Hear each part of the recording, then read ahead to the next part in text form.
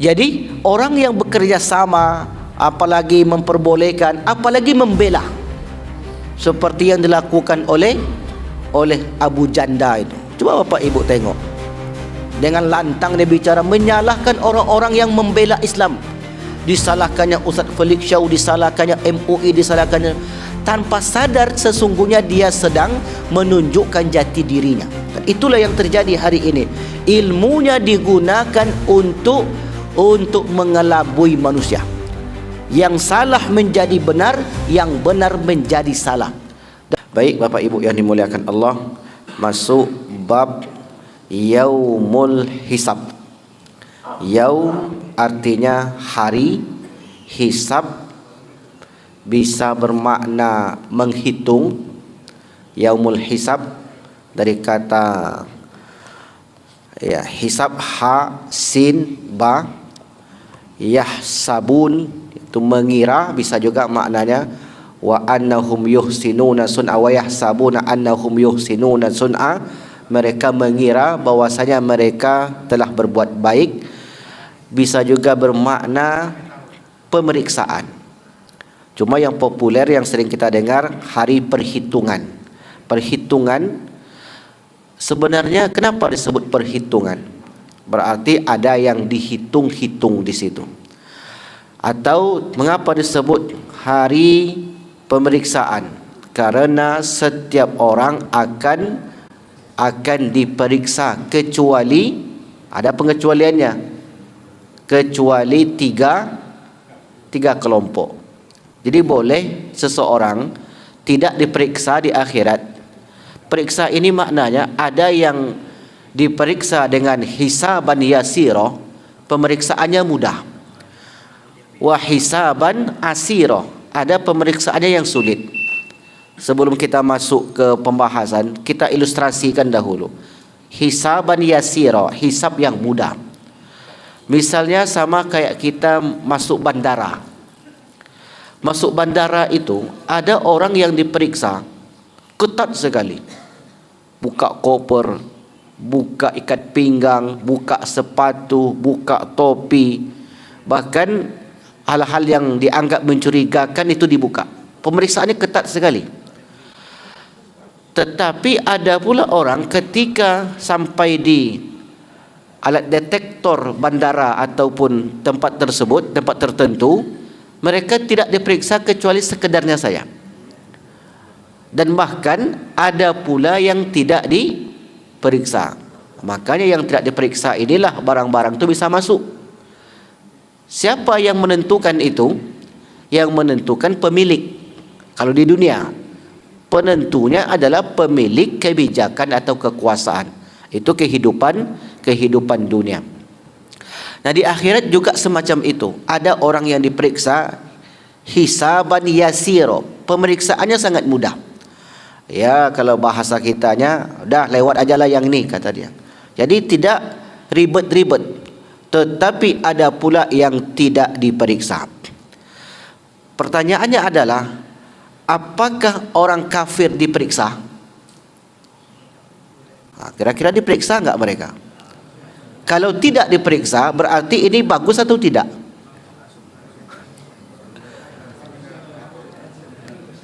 Nah, yang diperiksa di akhirat itu adalah orang yang punya amal. Kalau tak punya amal, apa yang mau diperiksa?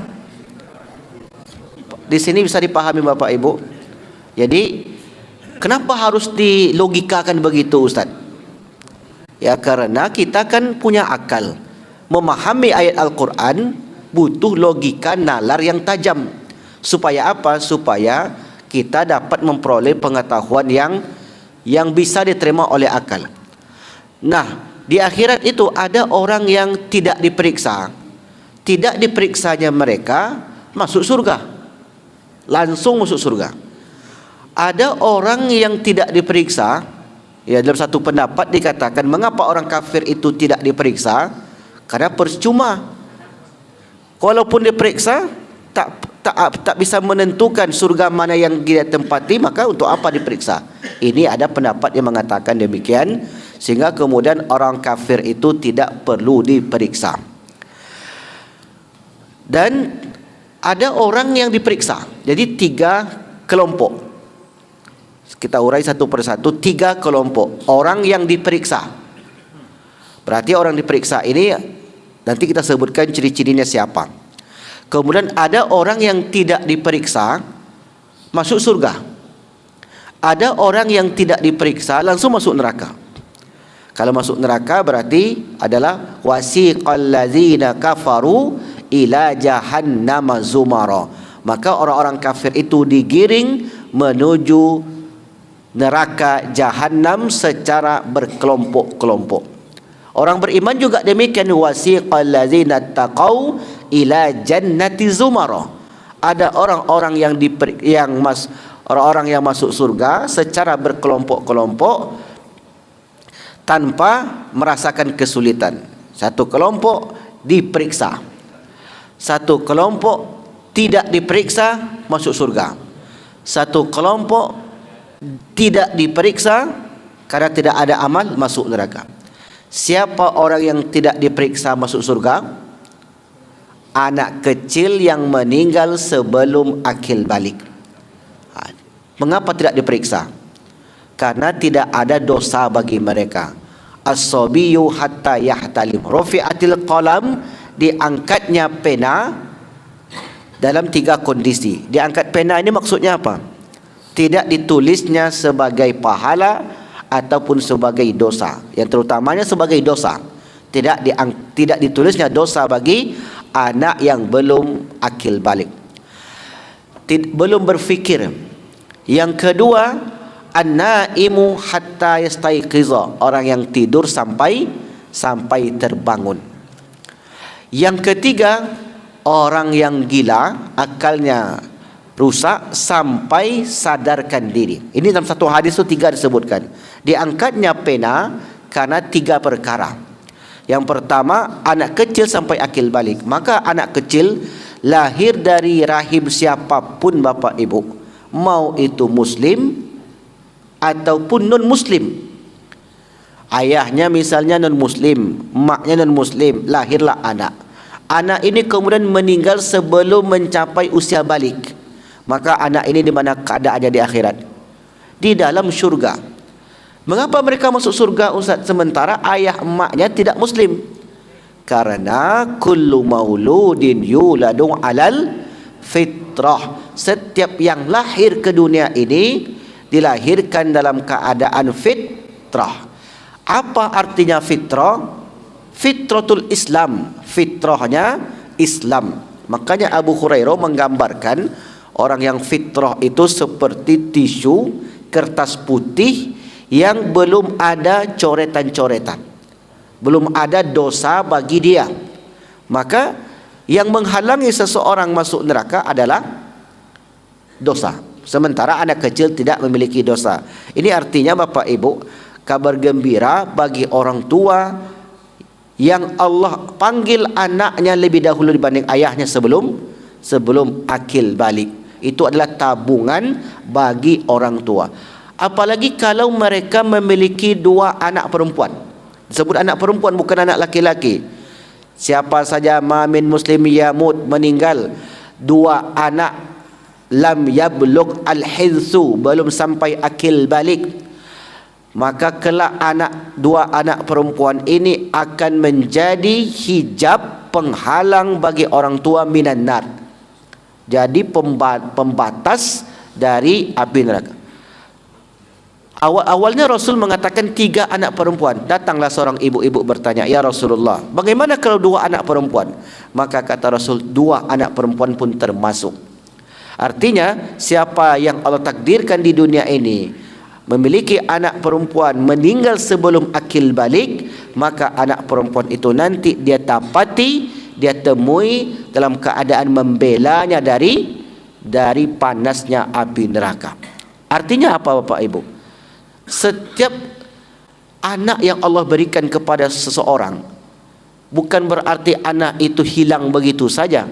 Walaupun dari dalam kandungan, setelah diberi nyawa umur 120 hari. Karena seseorang itu sudah bernyawa setelah berumur 120 hari. 40 hari pertama berupa air, 40 hari kedua berupa darah yang menggantung, 40 hari ketiga sempurnalah janin tersebut. Lalu Allah katakan fa idza sawaituhu wa nafakhtu min ruhi. Apabila sempurna sudah ciptaanku itu, aku tiupkan ruh itu. Nah, ini yang disebutkan oleh agama kita. Maka mereka sudah menjadi anak seseorang walaupun belum sempat lahir. Bagaimana kalau orang tua itu, mohon maaf, kalau orang tua itu mengaborsi, Ustaz, membunuh sebelum diberi nyawa, berarti di bawah 120 hari, maka itu dosa besar. Tapi belum diberi nyawa berarti belum termasuk membunuh, menghilangkan nyawa. Tapi sudah hidup, jangan katakan janin itu tidak hidup. Hidupnya belum bersama ruh. Tetapi setelah di umur 120 hari sudah ada ruh di dalam janin tersebut.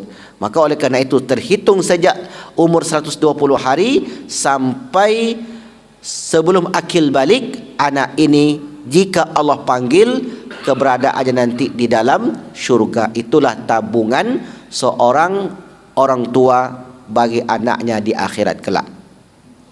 Kemudian orang yang tertidur sampai bangun, dia juga diangkat pena, tidak ditulis bagi dia dosa dan pahala ketika melakukan perbuatan dosa. Yang ketiga, seorang yang gila, akalnya tidak sehat.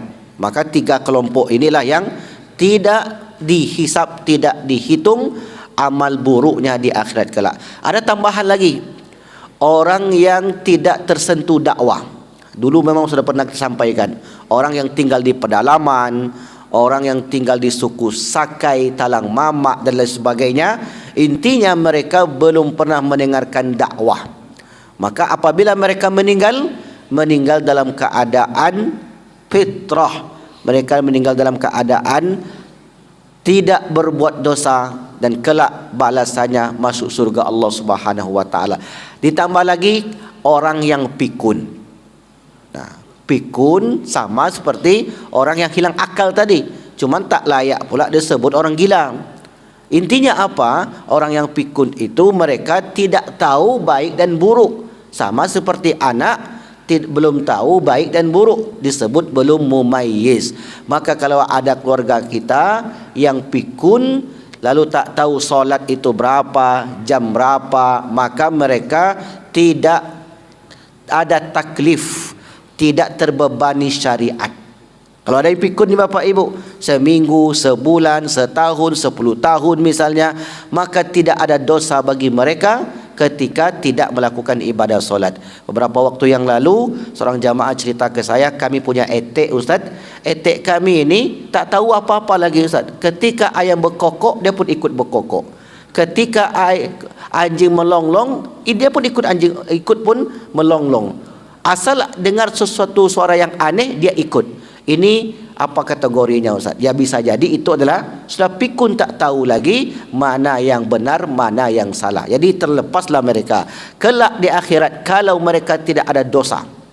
Tidak ada dosa artinya dari umur 15 misalnya, tiba-tiba gila sampai umur 30, habis itu meninggal, berarti tidak ada yang dihitung. Atau misalnya dari umur 15 sampai umur 20 sehat, berarti 5 tahun sehat, masuk umur 21, 25 sampai meninggal, tiba-tiba pikun kalau ada, tapi jarang. Biasanya pikun itu orang yang tua. Intinya apa? Orang yang tidak memiliki akal, tidak dihitung bagi mereka pahala dosa ketika itu. Berbeda dengan kita. Kalau kita setiap detiknya akan dihitung, kecuali dalam keadaan tidur. Kalau tidur dalam keadaan beribadah, maka terhitung sebagai ibadah. Setiap detik kita maka dihitung sebagai pahala ataupun sebagai dosa. Maka itulah yang akan mengalami yaumil hisab, hari perhitungan atau hari pemeriksaan.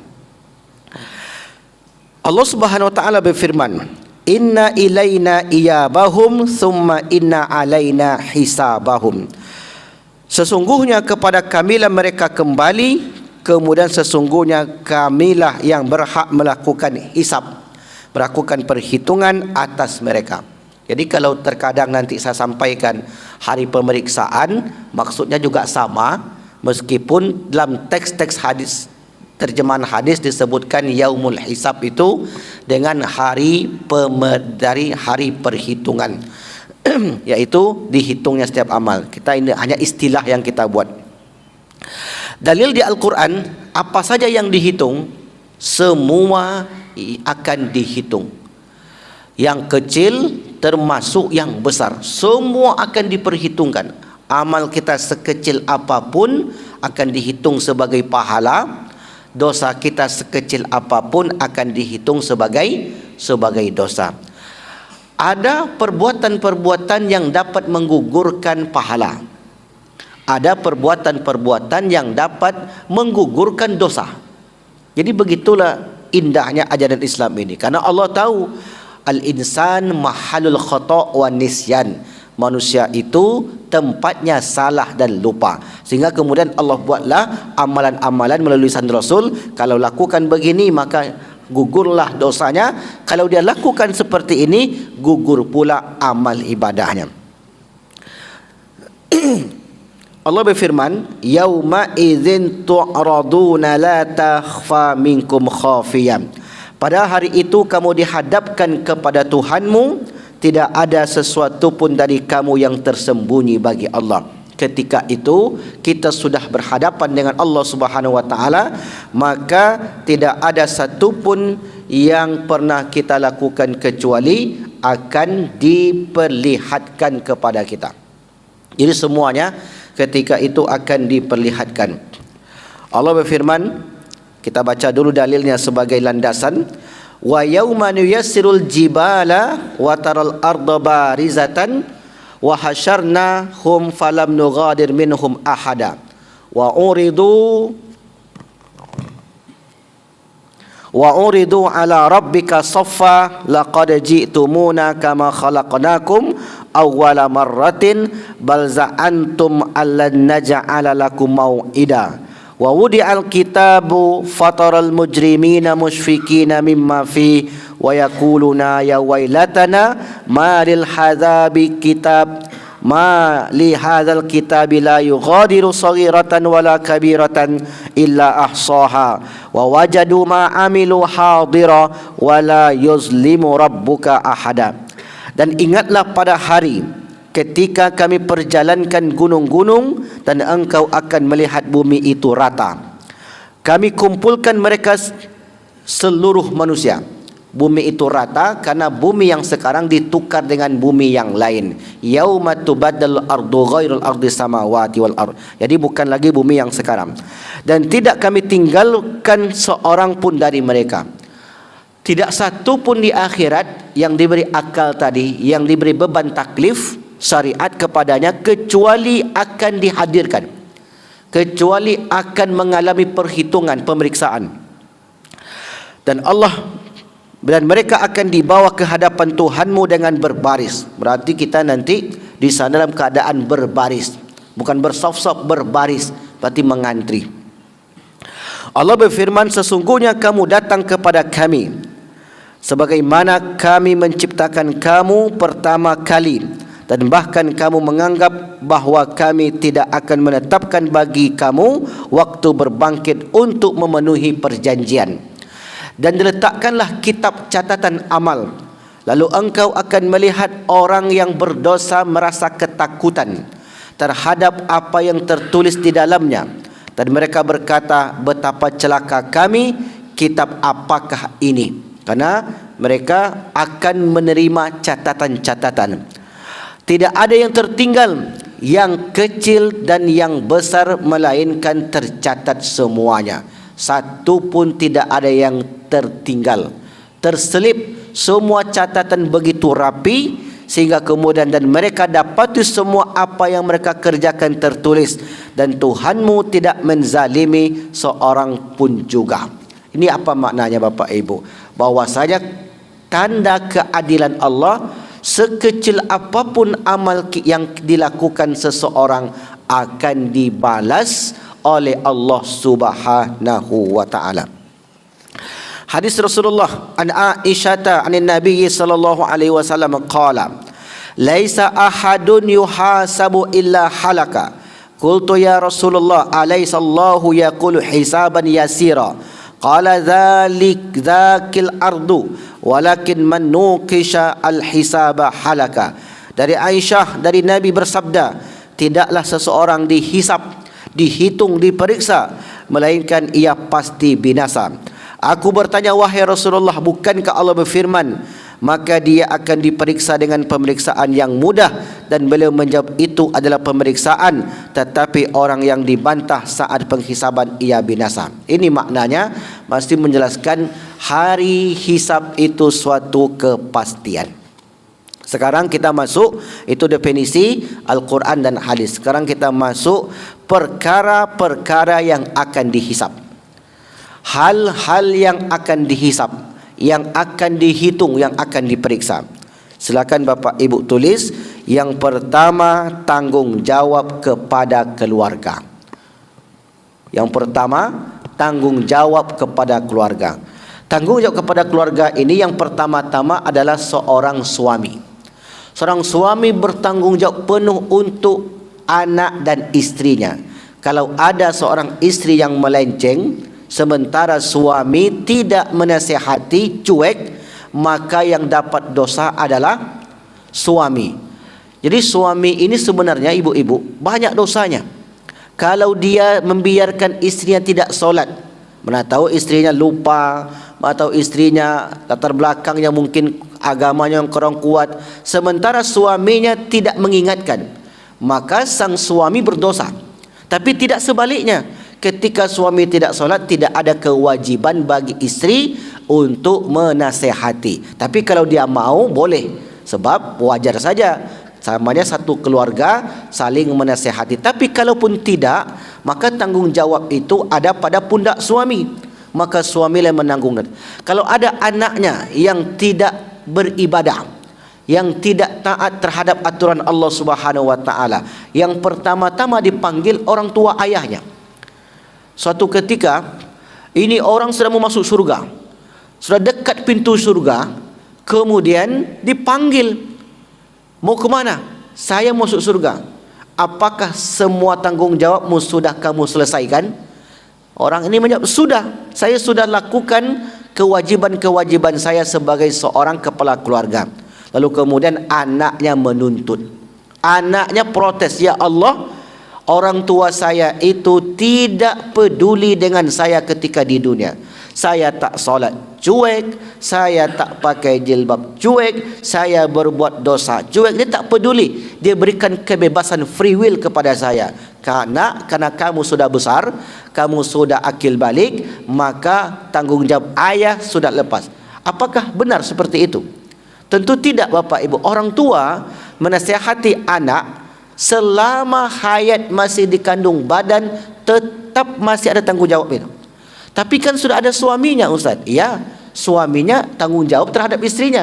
Tapi orang tua tetap bertanggung jawab terhadap anaknya selama hayat masih dikandung badan. Tapi terkadang Ustaz, anak ini tak dengar, itu soal lain.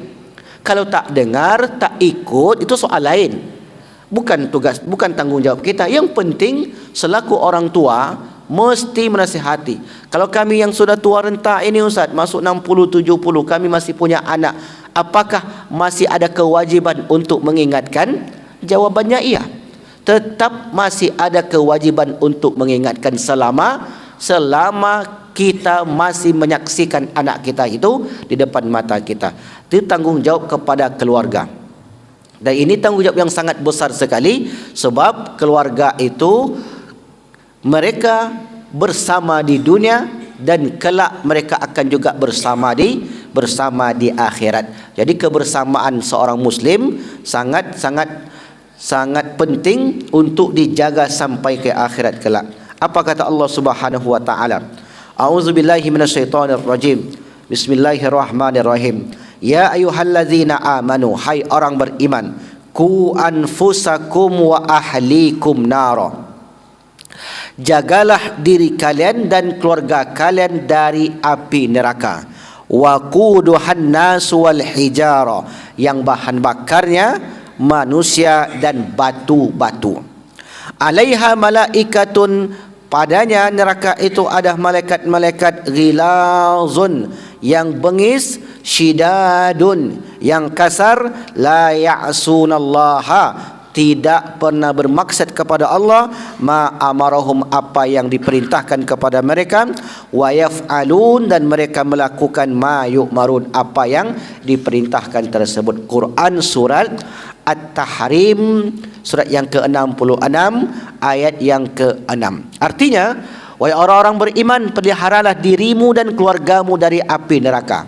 Berarti ini tanggungjawab kepala keluarga ayah, yang bahan bakarnya adalah manusia dan batu. Penjaganya malaikat-malaikat yang kasar dan keras, yang tidak durhaka kepada Allah terhadap apa yang dia perintahkan kepada mereka, dan selalu mengerjakan apa yang diperintahkan kepada mereka. Nah, kalau memang orang tua, khususnya di sini ayah, memiliki tanggungjawab, apakah ibu juga memiliki tanggungjawab? Ya. Tapi tanggungjawabnya tidak sebagai kepala keluarga. Tanggungjawab seorang istri ketika suaminya tidak ada, maka dia bertanggungjawab menjaga rumahnya, tanggungjawab menjaga harta bendanya, dan tanggungjawab menjaga semua milik suaminya. An Ibni Umar radhiyallahu anhu qala, dari Ibnu Umar berkata, sami'tu, aku mendengar Rasulullah sallallahu alaihi wasallam yaqulu, bersabda, kullukum ra'in, setiap kalian itu adalah pemimpin, wa mas'ulun an ra'iyatihi, dan bertanggung jawab atas semua kepemimpinan kalian. Wal imamu ra'in, seorang imam pemimpin, wa mas'ulun an ra'iyatihi, dan akan ditanyai, akan diperiksa kepemimpinannya. War rajulu, seorang laki-laki, ra'in fi ahlihi, terhadap keluarganya. Wa mas'ulun an ra'iyatihi, dan akan ditanya pula terhadap kepemimpinannya. Wal mar'atu fi baiti zawjiha ra'iyatun, dan seorang istri bertanggung jawab terhadap rumah suaminya. Wa mas'ulun an ra'iyatiha, dan bertanggung jawab terhadap apa yang diamanahkan kepada istrinya. Wal khadimu fi mali sayyidihi, dan seorang budak atau pembantu bertanggung jawab terhadap harta tuannya, dan kelak akan dipertanyakan apa yang diamanahkan kepada mereka. Ini maknanya Bapak Ibu yang dimuliakan Allah, bahwasanya sebagai ayah, sebagai ibu, tidak pernah lepas dari tanggung jawab. Ini yang pertama. Yang kedua, yang akan diperiksa, yang akan dihitung, pendengaran, penglihatan dan hati. Pendengaran, penglihatan dan hati. Berarti apa yang didengar, apa yang dilihat, apa yang dirasakan oleh hati, kelak akan diperiksa. Apa hubungannya? Bisa jadi ketika itu dia lihat ada kemaksiatan, tapi kemudian kemaksiatan itu dia biarkan, maka itu juga akan ditanya, mengapa engkau biarkan kemaksiatan berlaku di depanmu? Mengapa engkau biarkan kemaksiatan yang ada di depan matamu? Maka ketika itu orang yang tidak bisa menjawab, maka itulah mereka yang ketika di dunia tanggung jawabnya itu diabaikan. Orang yang tidak bisa memberi alasan ketika itu, mereka termasuk orang-orang yang diberatkan atau disulitkan hisabnya oleh Allah Subhanahu wa taala. Allah berfirman, "Wala takfu ma laisa laka bihi ilmun, innas sam'a wal basara wal fuada kullu ulaika kana anhu mas'ula." Dan janganlah kamu mengikuti sesuatu yang tidak kamu ketahui, karena pendengaran, penglihatan dan hati nurani, semua itu akan dimintai pertanggungjawabannya. Jadi rupanya Bapak Ibu, nikmat mata yang Allah berikan saat ini itu bukan disia-siakan saja. Nikmat mata termasuk hal yang akan diperiksa. matamu kamu gunakan untuk apa? Saya gunakan untuk membaca Al-Quran. Maka di situ dapat kemudahan. Matamu kamu gunakan untuk apa? Saya gunakan untuk melihat keagunganmu ya Allah. Maka mata itu mendapat kemudahan dalam hisab. Matamu kamu gunakan untuk apa? Kenapa di pagi hari kamu tutup matamu? Saya takut ya Allah, kalau saya buka mata saya nanti banyak hisapnya. Maka bisa jadi yang pagi-pagi ini menutup mata takut karena dihisap, makanya matanya ditutup. Jadi saya husnuzon saja. Jadi mata yang dibuka itu, setiap mata yang melihat maka akan dihisap. Berarti kalau matanya enggak melihat, berarti enggak dihisap. Maka berkuranglah hisapnya nanti Bapak Ibu. Dari 24 jam, potong masa tidur 6 jam, berarti tinggal 18 jam. Potong pula masa mengedipkan mata di masjid 1 jam, berarti tinggal 17 jam. Tinggal masa ngantuk-ngantuk. Pokoknya setiap mata tidak berkedip, mata tertutup, berarti mata tidak diperiksa karena dia tidak melihat. Berarti di sini mata orang buta tidak diperiksa. Tidak diperiksa karena mereka tidak bisa melihat, tetapi pendengarannya akan diperiksa. Telingamu, ya saya mendengarkan, saya gunakan telinga saya ini mendengarkan firman-Mu ya Allah. Tapi terkadang ada juga sekali dua kali saya dengarkan nasyid-nasyid ya Allah. Diperiksa enggak? Tetap diperiksa. Tetapi kalau telinga itu digunakan untuk perkara yang tidak baik, maka telinga itu akan diperiksa sesuai fungsinya. Digunakan untuk perkara yang baik, mendapatkan hisab yang mudah. Ya sudah, ini telinga bapak ini dulu di dunia dia suka mendengarkan Al-Quran, mudahkan urusannya. Telinga orang ini dia mendengarkan perkara-perkara subahat, maka diperketat urusannya. Orang ini rupanya sekian tahun peka. Berarti ketika peka tidak ada pemeriksaan karena dia tak tahu. Jadi tak tahu sehingga kemudian tidak ada pemeriksaan bagi mereka.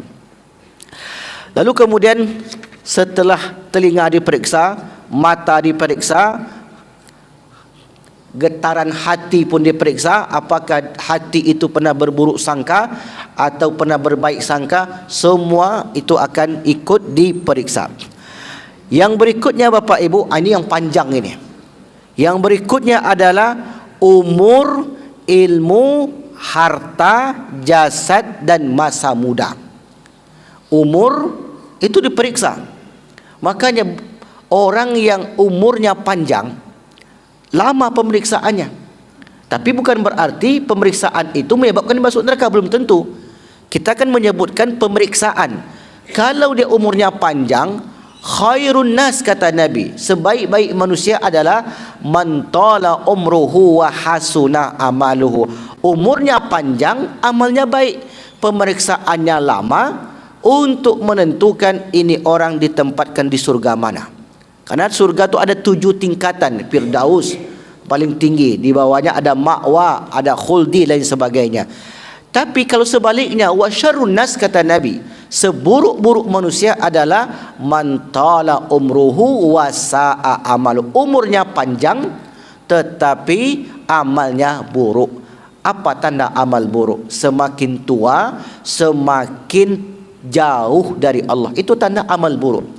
Semakin tua semakin tidak ingat kepada Allah. Ada orang semacam itu Bapak Ibu. Semakin berumur maka semakin ingkar, semakin berumur semakin malas untuk beribadah. Penyebabnya tidak lain karena sejak di umur 40 tahunan orang ini tidak membiasakan dirinya. Karena batasan manusia itu untuk insaf, untuk istiqomah di hari tua memasuki usia 40 tahunan. Kalau di umur itu dia tidak kembali kepada Allah, maka masuk umur 50, 60 akan berat langkah kakinya untuk beribadah kepada Allah Subhanahu wa taala. Rasulullah bersabda, an Abi Barzah al-Aslami, dari Abu Barzah al-Aslami qala Rasulullah sallallahu alaihi wasallam, la tazulu qadama abdin yaumal qiyamati hatta yus'ala an umrihi fima afna.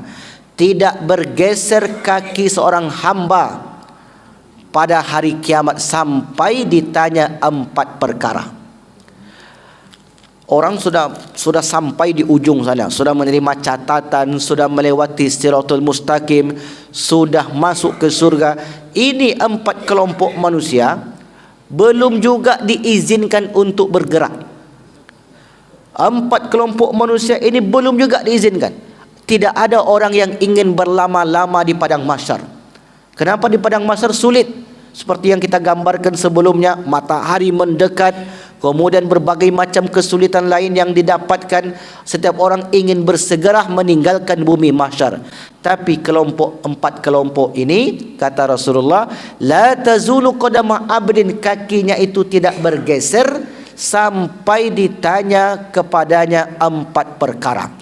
Yang pertama, an umrihi fima afna, umur yang diberikan dihabiskan kemana. Tadi sudah kita singgung sedikit, umur 70 tahun engkau gunakan untuk apa? Saya gunakan untuk ke rumahmu ya Allah. Di akhir hayat saya selalu gunakan waktu-waktu saya untuk beribadah kepadamu. Selamat. Karena dulu ketika muda, maklum banyak kegiatan, banyak pekerjaan yang tak bisa ditinggalkan. Tapi kemudian engkau beri aku umur panjang, akhirnya kemudian saya pun bisa untuk kembali kepadamu. Maka umurnya itu ditanyain, kamu lewat. Yang kedua ditanya, an ilmihi fima fa'al, ilmunya apa yang dia amalkan. Ini berarti yang ditanya para intelektual. Ini yang panjang nanti Bapak Ibu. Orang yang berilmu itu orang yang sangat lama sekali diperiksa. Karena ilmunya bisa jadi ilmu yang tafa'au bihi, ilmu yang mendatangkan manfaat, atau ilmu yang tidak mendatangkan manfaat. Jadi semakin banyak gelarnya orang itu, semakin banyak apa yang disebut prestasi-prestasi keilmuan yang dilabelkan kepadanya, bukan berarti semakin mudah. Gelar ini diberikan, gelar itu diberikan. Makanya mungkin sebagian orang tak mau diberi gelar-gelar banyak, karena setiap gelar yang melekat pada dirinya akan dipertanggungjawabkan. Kamu menjadi ketua MUI misalnya, nanti tanyakan Ustaz, katanya kalau kita diberi jabatan, maka nanti akan ditanya jabatan kita, ilmu kita. Siapa yang bilang? Bilang nama saya nanti. Katanya Ustaz Wandi ngomong begitu Ustaz. Berarti Ustaz nanti akan diperiksa jadi ketua MUI. Sudah 5 periode, kan sudah lama sekali. Di kota siapa yang akan periksa? Siapa ketua MUI-nya sekarang? Maka itu dari lembaga MUI. Kalau ada orang yang mengeluarkan fatwanya itu merugikan umat Islam, memperbolehkan kerjasama dengan Israel misalnya, kemudian ini enggak live kan? Kalau live nanti kena apa namanya, kena banned karena keluar kata-kata itu. Insyaallah ini tidak live, nanti dihilangkan kata-kata itu. Karena hari ini Bapak Ibu, kalau keluar kata-kata seperti itu, apapun channel YouTube kita hilang. Itulah penguasa dunia hari ini tidak menginginkan kita menyebut keburukan-keburukan mereka. Jadi orang yang bekerja sama, apalagi memperbolehkan, apalagi membela, seperti yang dilakukan oleh Abu Janda itu. Coba Bapak Ibu tengok, dengan lantang dia bicara, menyalahkan orang-orang yang membela Islam. Disalahkannya Ustaz Felix Shaw, disalahkannya MUI, disalahkannya, tanpa sadar sesungguhnya dia sedang menunjukkan jati dirinya. Dan itulah yang terjadi hari ini. Ilmunya digunakan untuk mengelabui manusia. Yang salah menjadi benar, yang benar menjadi salah. Dan orang yang berilmu itu Bapak Ibu yang dimuliakan Allah, orang yang pertama-tama ditampakkan ke neraka. Jadi tidak mudah sebenarnya kita memiliki ilmu pengetahuan ini. Kalau salah dia berbuat, ketika itu ditanya, ilmumu engkau gunakan untuk apa? Ya Allah, saya mempelajari kitabullah, kitabmu ini untuk menghidupkan syiarmu, untuk menyampaikan kepada umat agar umat tercerahkan. maka kata Allah, kadzabta, engkau berdusta. Engkau menuntut ilmu itu supaya banyak followernya, supaya banyak pengikutnya. Jadi engkau buat yang macam-macam, yang penting orang senang. Coba Bapak Ibu tengok hari ini, orang berdakwah itu yang penting orang senang, yang penting banyak ketawanya, banyak lucunya. Dakwah itu sebenarnya tidak seperti itu. Karena dakwah itu mengajak orang. Tapi kan caranya boleh saja Ustaz. Boleh, tapi jangan terlalu banyak bumbu daripada ayamnya. Ini banyak pula bumbunya daripada ayamnya lagi. Ayamnya cuma setengah kilo, bumbunya 2 kilo. Mana bisa dimakan? Akhirnya kemudian keluar dari majlis itu rasa bumbu saja, enggak ada rasa ayamnya. Oleh karena itu, ketika dia memiliki pengetahuan dan pengetahuan itu disalahgunakan, maka orang tersebut pertama-tama dicampakkan ke dalam neraka. Jadi jangan terlalu bangga dengan ilmu yang luas kalau tidak diarahkan ke jalan yang baik. Seperti yang saya katakan di minggu yang lalu, seorang profesor namanya Profesor Musda Mulia, saya ulang lagi kata-katanya, Musda Mulia, mengatakan kalau laki-laki menikah dengan perempuan perkara biasa, tapi kalau laki-laki menikah sesama laki-laki, perempuan sama perempuan luar biasa. Ini namanya Profesor Dr. Haja Musda Mulia. Bayangkan Bapak Ibu, tokoh liberal. Dan masih banyak lagi. Misalnya seperti Ulil Absar Abdallah, tak apa-apa sebut aja namanya di sini. Muqsid Ghazali dan kawan-kawannya, mereka ini adalah gembong daripada sekularisme, pemikiran-pemikiran yang merusak generasi muda kita. Dengan kecerdasan ilmunya menyamakan antara budak yang di zaman dahulu dengan orang yang pacaran. Yang penting, mohon maaf sekali, yang penting ketika melakukan perbuatan tercela itu memakai alat. Itu dibuat begitu Bapak Ibu, dan betapa banyak orang yang mengikuti. Yang penting kan suka sama suka, jangan ada paksaan. Kalau dipaksa baru tidak boleh. Inilah yang mereka masukkan ke dalam kurikulum pendidikan kita hari ini. Kalau ada dua laki-laki dengan perempuan, laki-laki sama laki-laki dengan penuh kesukaan, artinya tidak ada paksaan, suka sama suka, maka itu tidak boleh dilarang, sebab itu hak asasi manusia. Ilmu pengetahuan itulah yang membuat nanti manusia itu rusak. Dengan ilmu yang cerdas itu, aliran Syiah pun masuk selamat, aliran Murji'ah pun selamat, semua orang masuk surga. Ini namanya pluralisme agama. Semua orang masuk surga kata mereka. Jangan pernah menyalahkan orang yang tidak berbuat baik. Jangan salahkan orang yang tidak berjilbab. Salahkanlah orang yang memandang jilbab itu salah. Jangan salahkan orang berpakaian mini, kata mereka. Yang salah adalah mata bapak-bapak yang mini. Jadi mata awak yang salah, Pak. Diambilnya dalil bahwasanya itu adalah hak asasi manusia untuk mengekspresikan. Dan ini luar biasa, dosa jariahnya sampai ilmu itu masih diamalkan, selagi masih ada yang menjalankan, yang menghidupkan sampai akhir zaman, maka orang itu mendapatkan dosa jariah. Tetapi terkadang di situ pula ujiannya berat bagi ilmuwan itu. Ketika mereka semakin cerdas, maka semakin liar pemikirannya. Akhirnya kemudian menjadi sekuler, liberal, dan memandang bahwasanya semua agama itu sama. Ini masalah ilmu. Jadi kalau diuraikan tentang ilmu ini sangat luas sekali. Intinya apa? Orang yang berilmu tidak akan diperbolehkan untuk meninggalkan mahsyar. Kakinya tidak bergeser sampai ditanya setiap ilmu yang dia miliki. Kamu punya ilmu ini, apa yang sedang kau lakukan? Kamu ini pengacara, ilmunya bagus, tapi apakah ilmumu itu kamu gunakan membela yang batil atau membela yang benar? Kalau dia belanya yang salah, otomatis yang salah dibela pasti akan dipertanggungjawabkan kelak. Tapi kalau yang benar dibelanya Bapak Ibu, maka salah satu amalan untuk melewati titian sirat, orang yang mendamaikan dua belah pihak. Ini adalah profesinya pengacara. Kalau pengacara itu betul-betul mampu mendamaikan, mencari solusi, maka kelak ketika melewati titian sirat, mereka berjalan bagaikan kilat. Tapi kalau sebaliknya, ketika ilmunya itu digunakan untuk yang buruk, maka begitu dia melangkah, maka terjatuh ke dalam neraka jahanam. Apa contohnya? Contoh sederhana. Satu keluarga berbagi harta warisan, damai-damai, tidak ada konflik sama sekali.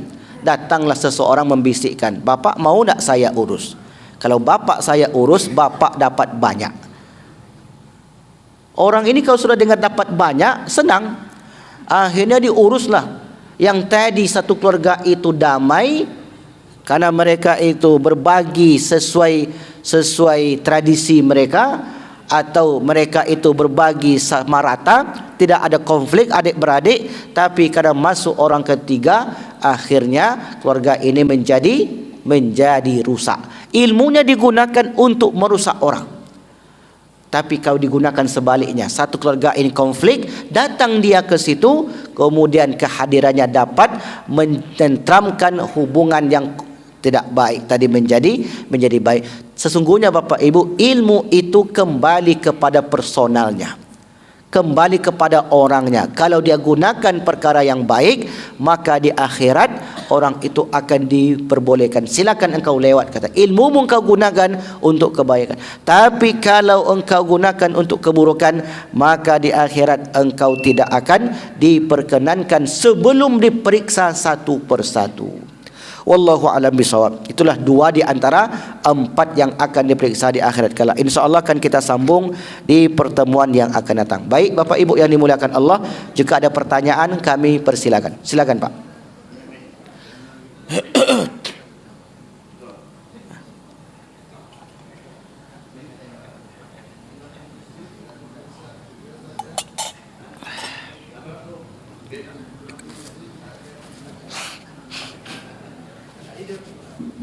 Assalamualaikum warahmatullahi wabarakatuh. Waalaikumsalam. Ustaz, saya membela bapak-bapak yang tidur nih Ustaz. Baik. Bapak-bapak yang ngantuk ini, tidur itu kan makanan tubuh Ustaz. Baik. Karena dia tidur, konsentrasinya tidak terfokus. Ya. Karena di dalam hati itu banyak yang terkandung. Jadi mohon penjelasan Ustaz, kenapa dia tidur mengantuk itu? Ya. Baik. Tapi sudah dijawab tadi. Di dalam hati itu ada beberapa. Sentral itu kan kalau mesin diesel PLN itu ada pistonnya, ada kiletnya, minyaknya habis, olinya kurang dan sebagainya. Maka PLN itu kalau sudah rusak bagian entah minyaknya apanya, maka lampu kita akan berdiri sentralnya udah kena. Mohon penjelasan kenapa sentral itu kena Ustaz. Assalamualaikum warahmatullahi wabarakatuh. Saya pernah baca, tapi saya lupa tempatnya di mana. Tapi perkataan ini perkataan Imam Ghazali. Jadi yang membuat hati itu mati itu ada dua penyebab. Yang pertama banyak makan, yang kedua banyak tidur. Ya karena kalau ketika banyak makan bawaannya ngantuk. Saya bukan menanyakan hati mati, bukan. Oh. Hati mati itu bangkai bayangan itu Ustaz. Orang banyak mati hatinya. Bukan itu pertanyaan. Faktor penyebab dia tidur itu kan ada yang terkandung di dalam hatinya. Oke, baik. Hatinya mati. Baik. Kalau hatinya mati orangnya tidak akan tidur. Baik. Faktor mengapa orang tidur. Iya, usia. Ya. Faktor umur, faktor usia. Tapi enggak juga, saya 60 tahun enggak tidur. Ya. Jadi faktornya tidur itu banyak faktor. Yang pertama faktor umur. Yang kedua faktor kesehatan. Yang ketiga faktor tempat duduk. Ya, coba nyender. Coba kalau nggak nyender, nggak akan tidur. Faktor tempat duduk tu pengaruh. Kalau di bawah AC, kemudian dapat pula senderan tiang atau dinding, insya Allah tidur itu. Kemudian faktor karena tadi malam tahajud. Bisa jadi tahajud jam 3 sudah bangun, maka kemudian tak kuat menahan kantuk. Faktor lainnya, faktor karena apa lagi? Supaya nanti setelah pengajian dapat ngopi sedap karena sudah segar. Insyaallah baik. Ya cukup. Ya. Silakan, Pak.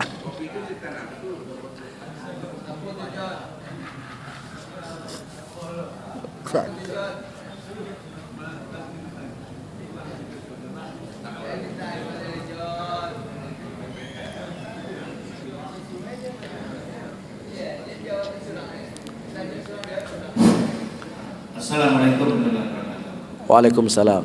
Terima kasih Ustaz atas uraiannya mengenai tanggung jawab suami dosa yang membuat istri atau menerima suami.